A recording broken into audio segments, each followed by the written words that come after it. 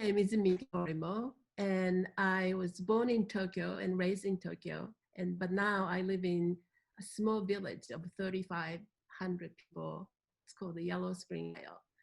And I work in interdisciplinary and research-based practice. And a lot of times form takes in the form of installation art. During the war, towards the end of the war, my mother and her family was living in Kagoshima Prefecture, which is about 200 miles of Nagasaki. And during that time, especially towards the end of the war, her oldest brother was at Nagasaki Medical School. And in April in 1945, my grandfather, who was also there, died suddenly. So the following month, I think June or July, my uncle, my mother's oldest brother, was forced to leave the school and had to come back home to Kagoshima. So as a result, he barely escaped the bombing on Nagasaki, which his school was basically the hypocenter, very close to the hypocenter of the bomb, was dropped on Nagasaki. My piece in the show is called Fūin, means then what I did was there's a plain toy that it's a model that it's 1:48 scale in size. So it's not a tiny, but it's good size airplane model. And this is a model that is a B-29 plane that dropped the bomb on Nagasaki. So as a result, the parts also include the Fat Man, the bomb. And what I did was, usually people assemble, and instead I encased each parts in linen and stitched up each piece in a embroidery floss thread in red, and I number them. And what I did was I display them with number as if these are the specimens collection.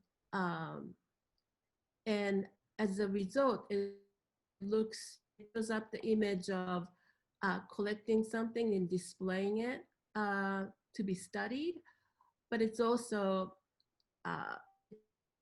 almost like a shovel that is collected from archaeological dig.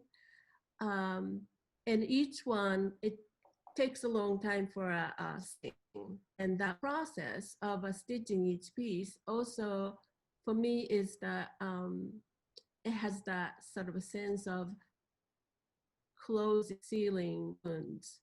And also very gently, each one is treated like this is the precious parts. And also, use of the red thread is the nod to a traditional Japanese tradition during the World War II. A lot of the women made many sort of French knots with a red thread on the cotton or linen to create an amulet to give it to a soldier before they go off to the war. And it's always with red thread. The woman basically passed this fabric from sister to mother, grandmother, neighboring woman, and that kind of meditative thinking about the life of their families and whatnot. So in that process of closing all these parts was also, I was sort of tapping into that vision. But by presenting unassembled parts, also I wanted to ask who construct the narrative of the war in our cultural telling.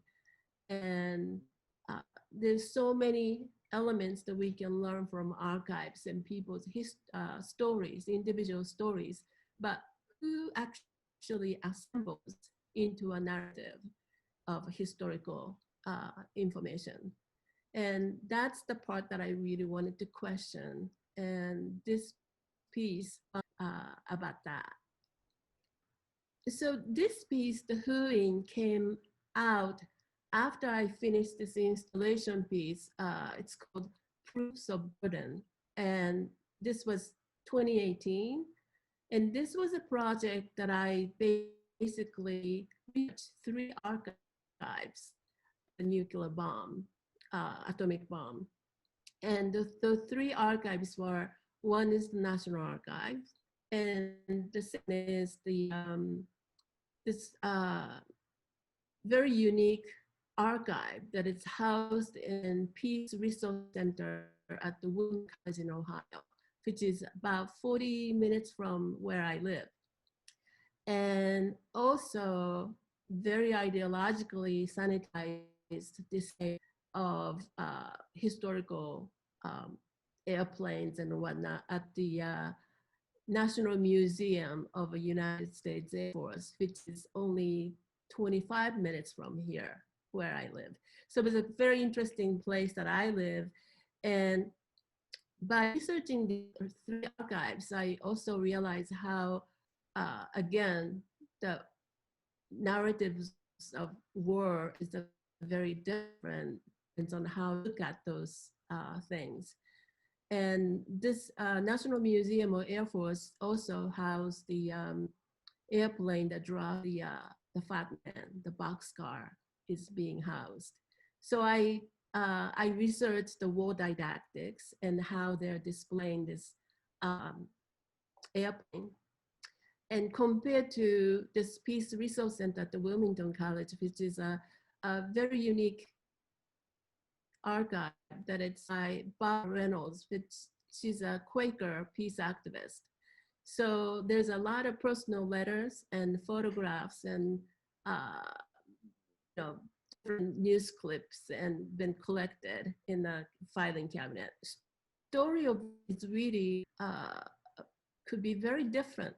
Depends on who goes there and what is the story you bring, or what is your position, and to look at view all these things. And it's really up to us to really create the story and really looking at those frozen items in the archives and bring out to today. And also as a viewer and researcher, we are bringing today's situation where we are.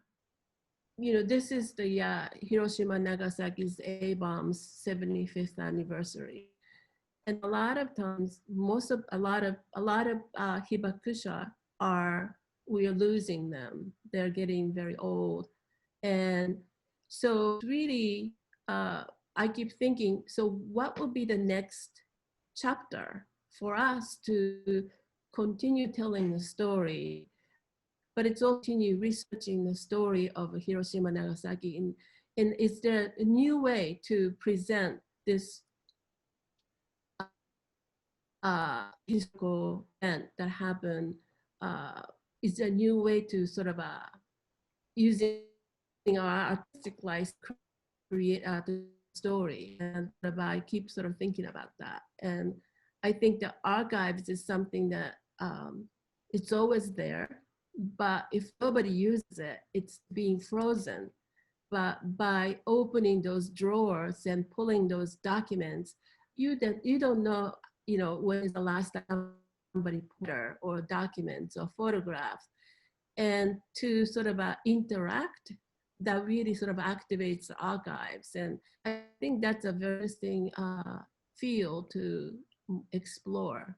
And that's what I'm sort of excited about.